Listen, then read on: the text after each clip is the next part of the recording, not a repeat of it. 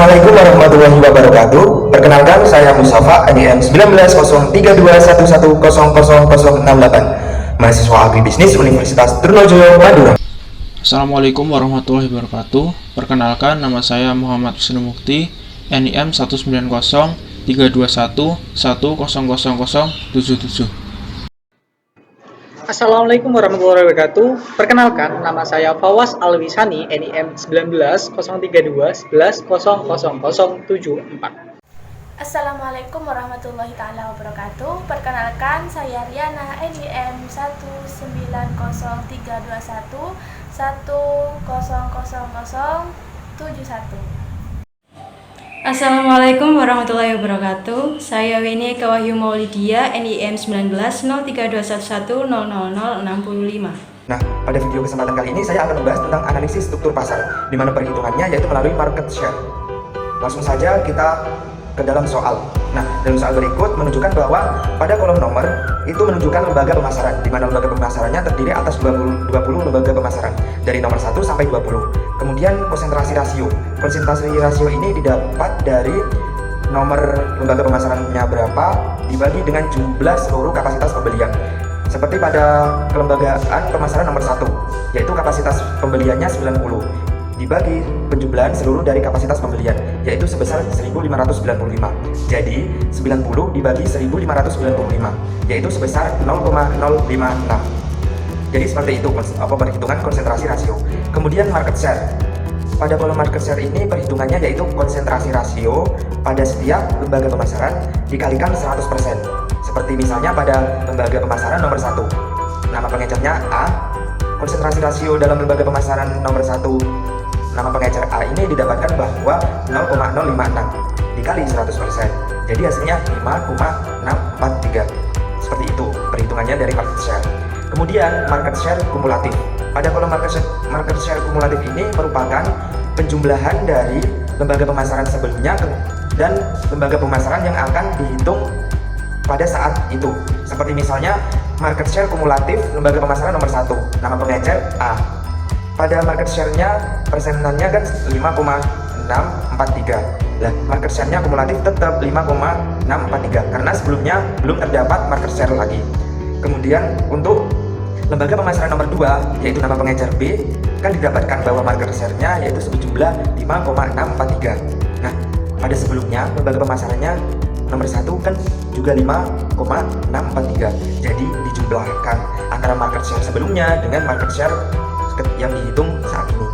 Jadi 5,643 ditambah 5,643. Jadi market share kumulatif dari nomor 2 atau lembaga pemasaran nomor 2 sebesar 11,285. Seperti itu perhitungannya. Begitu juga sampai dengan seterusnya. Nah, perlu diketahui bahwa konsentrasi rasio ini jika dijumlahkan keseluruhan harus menunjukkan total 1. Apabila tidak menunjukkan total 1, maka ada kekeliruan dalam perhitungannya. Kemudian market share-nya ketika dijumlahkan juga hasilnya harus 100%. Seperti itu. Nah, dari data tabel di atas dapat disimpulkan bahwa pada 4 perusahaan terkemuka atau 4 perusahaan teratas dari perhitungan market share berikut ini didapatkan bahwa hasil tabel market share sebesar 22,56, di mana nilai tersebut masuk ke dalam kategori pasar oligopoli longgar. Nah, 22,56 ini didapatkan dari market share kumulatif lembaga pemasaran nomor 4. Jadi diambil 4 teratas dari tabel market share, seperti itu. Baik, selanjutnya saya akan menjelaskan tentang CR4 atau Concentration Ratio for Biggest Four. CR4 ini digunakan untuk mengetahui konsentrasi 4 pembeli terbesar dari suatu wilayah pasar, sehingga bisa diketahui secara umum gambaran timbangan kekuatan posisi tawar-menawar antara penjual dan pembeli. Baik, pada tabel ini 4 pengecer terbesar atau pembeli terbesar yaitu pengecer A, B, C, dan D. Pada pengecer A sampai D ini dapat diketahui konsentrasi rasio yaitu 0,056 pada pengecer A, 0,056 pada pengecer B, 0,056 pada pengecer C, dan 0,056 pada pengecer D. Lalu kita juga bisa mengetahui KR totalnya, yaitu 1. Langsung saja untuk rumus CR4 ini, yaitu KR1 ditambah KR2 tambah KR3 ditambah KR4 dibagi dengan KR total. Lalu di sini kita masukkan rumusnya, yaitu CR4 sama dengan 0,056 ditambah 0,056 ditambah 0,056 ditambah 0,056 dibagi 1. Sehingga CR4-nya yaitu 0,224. Baik, selanjutnya yaitu interpretasi CR4. Hasil pada metode CR4 tadi yaitu menunjukkan CR4 sebesar 0,224. Dari hasil tersebut dapat disimpulkan bahwa 0,224 kurang dari 0,4, sehingga kesimpulannya struktur pasar berbentuk pasar persaingan sempurna atau kompetitif atau persaingan monopolistik. Terima kasih. Selanjutnya analisis IHH. Terima kasih dari Saudara Wisnu. Nah, di sini saya akan menjelaskan tentang indeks Hirschman-Herfindahl atau disingkat juga dengan IHH. IHH ini hampir sama dengan CR4. IHH ini bertujuan untuk mengetahui derajat konsentrasi pembeli dari suatu wilayah pasar sehingga dapat diketahui secara umum gambaran imbangan kekuatan posisi tawar penjual terhadap pembeli. Nah, di sini sudah terlihat tabel, contoh tabel dari pengecer pertama sampai pengecer ke-20 dengan jumlah kapasitas pembelian yang sudah ditentukan dan sudah kami urutkan dari yang terbesar menuju terkecil. Nah, untuk mengetahui konsentrasi rasio atau disingkat juga dengan KR, caranya cukup mudah. Jadi tinggal kapasitas pembelian pengecer pertama 90 dibagi dengan total kapasitas pembelian pengecer, yaitu 1595.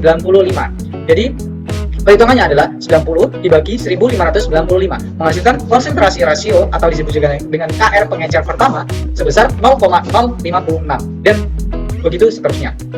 Untuk mengetahui indeks Hirschman-Herfindahl, caranya juga cukup mudah dengan konsentrasi rasio atau disebut juga dengan KR pengecer pertama dikuadratkan menghasilkan indeks Hirschman-Herfindahl pengecer pertama sebesar 0,0032.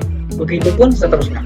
Jadi, rumus dari indeks Hirschman-Herfindahl adalah konsentrasi rasio atau KR pengecer pertama dikuadratkan ditambah konsentrasi rasio KR pengecer kedua dikuadratkan ditambah konsentrasi rasio pengecer seterusnya sampai ke konsentrasi rasio pengecer ke-20. Nah, dari data tabel di atas sudah terlihat total dari indeks Hirschman-Herfindahl sebesar 0,0504. Nah, terkait interpretasi ada 3 asumsi. Yang pertama, apabila indeks Hirschman-Herfindahl ini sama dengan 1, maka seluruh pasar lebih mengarah pada pasar monopoli atau monopsoni. Nah, apabila indeks Hirschman-Herfindahl ini sama dengan 0, maka struktur pasar lebih mengarah pada pasar persaingan sempurna. Dan apabila indeks Hirschman-Herfindahl ini lebih dari 0 dan kurang dari 1, maka seluruh pasar lebih mengarah kepada pasar oligopoli atau oligosoni. Nah, karena kita mendapatkan hasil sebesar 0,0504, maka dapat disimpulkan struktur pasar tersebut lebih mengarah kepada pasar oligopoli atau oligosoni. Terima kasih. Selanjutnya akan dijelaskan oleh teman saya. Di sini saya akan menjelaskan tentang indeks Rosenwood, di mana fungsi dari indeks Rosenwood diantaranya untuk mengukur tingkat konsentrasi lembaga pemasaran yang didasarkan pada peringkat perusahaan dari segi market share. IR memiliki rumus 1 dibagi 2 kali sigma I kali SI min 1. Nah, pada tabel tersebut terdapat kolom I yang menunjukkan indeks, di mana indeks tersebut menunjukkan jumlah kelembagaan, sedangkan kolom S menunjukkan market share. Nah, pertama-tama untuk kita mencari IR, yaitu mengalihkan indeks dengan market share. Nah, pada tabel tersebut indeks kelembagaan yang pertama 1 dikali 0,56 sama dengan 0,056. Selanjutnya di tabel yang kedua 2 dikali 0,56 sama dengan 0,112. Yang ketiga 3 dikali 0,056 sama dengan 0,168 dan seterusnya. Karena di sini berbentuk sigma, maka hasil perkalian antara I dengan SI itulah menghasilkan 9,996.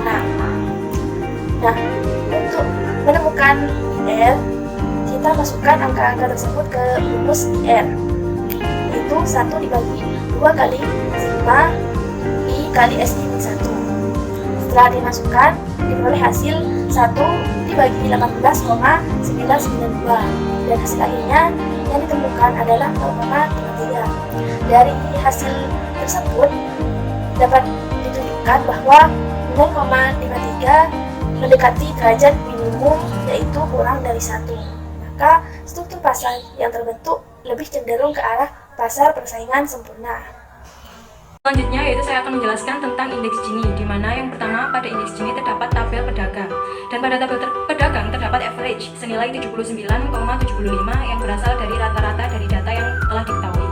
Lalu terdapat interval, di mana di sini kita harus menentukan interval tersebut, dan interval yang ditentukan yaitu kurang dari 80 hingga kurang dari 90, lalu lebih dari sama dengan 90.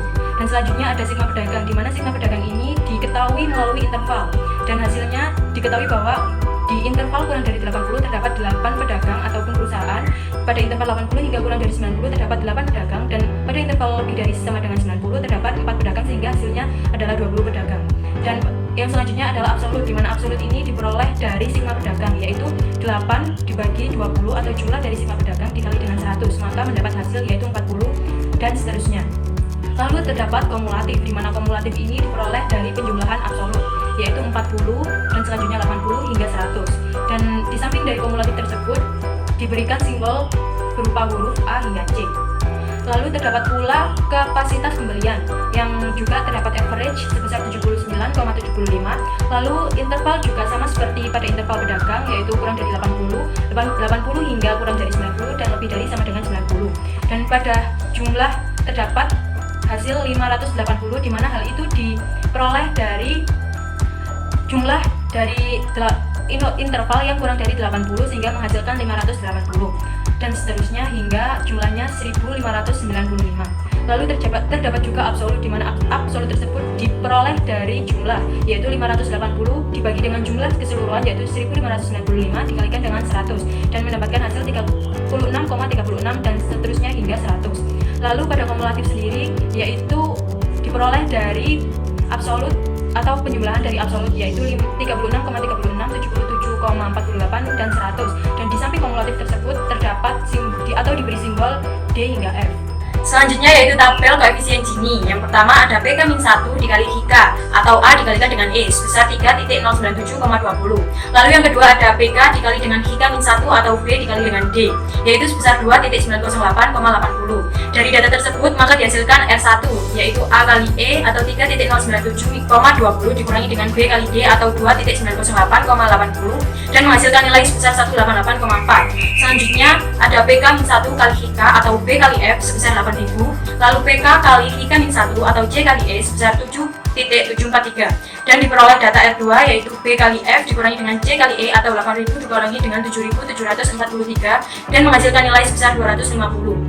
Dari data yang telah diperoleh maka akan diketahui R1 plus R2 yaitu sebesar 445,4, dan dalam hal ini akan dilakukan perhitungan dari indeks Gini yaitu R1 plus R2 dikalikan dengan 1/10.000 dan menghasilkan 0,045 atau 0,0445. Dan yang terakhir adalah interpretasi dari indeks Gini, di mana hasil dari tabel indeks Gini yaitu sebesar 0,0445 atau 0,045. Hal itu menunjukkan bahwa hasil tersebut berada pada kriteria indeks Gini lebih dari 0,0 dan kurang dari 0,4 atau memiliki kriteria timbang ringan, sehingga struktur yang terbentuk adalah pasar monopolistik. Sekian penjelasan dari saya. Terima kasih. Wassalamualaikum warahmatullahi wabarakatuh.